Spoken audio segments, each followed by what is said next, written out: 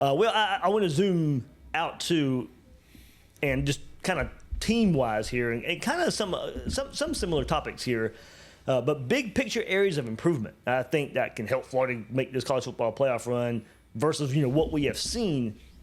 A better start to the season because that was awful last year, and kind of in that margin of losses, a blowout loss to Miami, a blowout loss to Texas A&M, that blowout loss to Texas.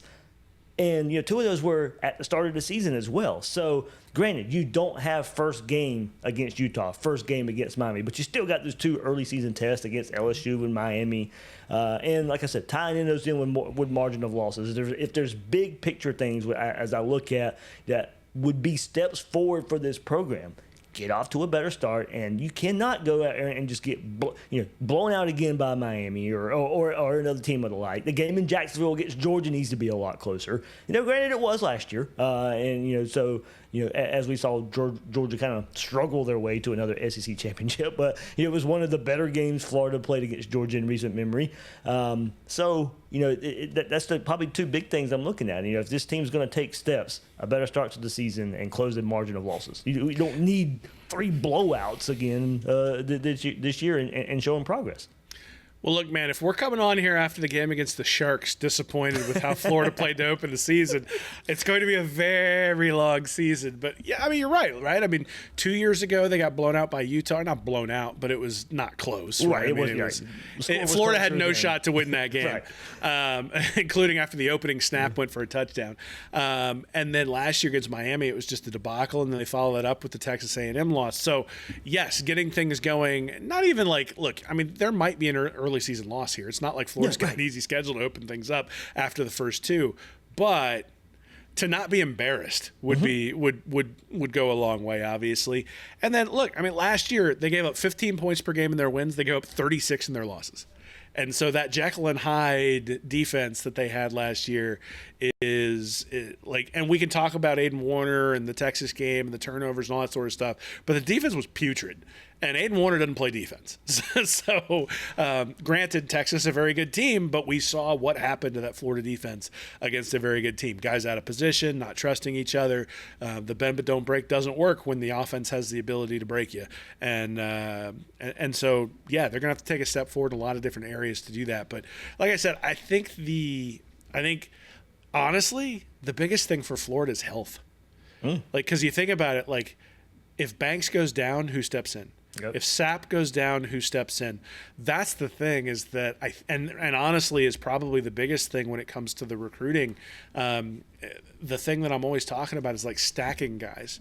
And one of the things that I get concerned about at different spots for Florida is you look at the 1 deep and you're like, okay, this is fine. But you look at the 2 deep and all of a sudden you're like, okay, this is a little bit of a concern if this guy has to slide in. So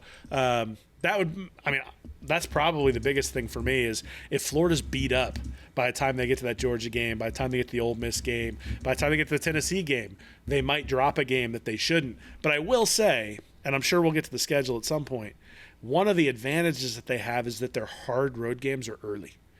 And so by the time they're playing a ton, now they've got the at Ole Miss and at Kentucky, but Tennessee's at home, Florida State's at home, Georgia's on the road, and then you got Mississippi or neutral, and then Mississippi State's at home.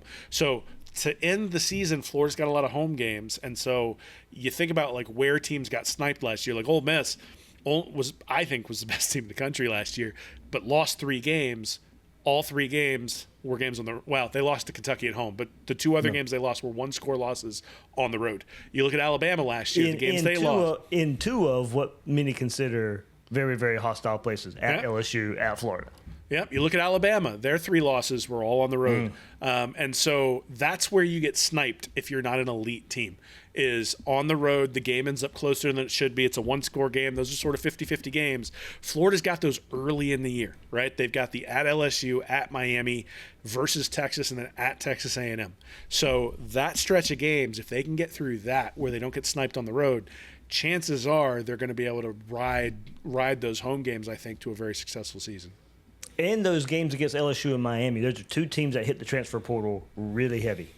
So they may be trying to figure things out 3rd, 4th games of the year while and I talked about that on a recent episode of Gators Breakdown. That's where the continuity for Florida should pay some dividends. Now going on the road at LSU, which is to me likely a night game, but that's going to be tough, even against a LSU team that may not be in full stride just yet.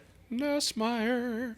I know you're going to hang on that one. I know you are, but that's the environment can make up for a Nussmeier.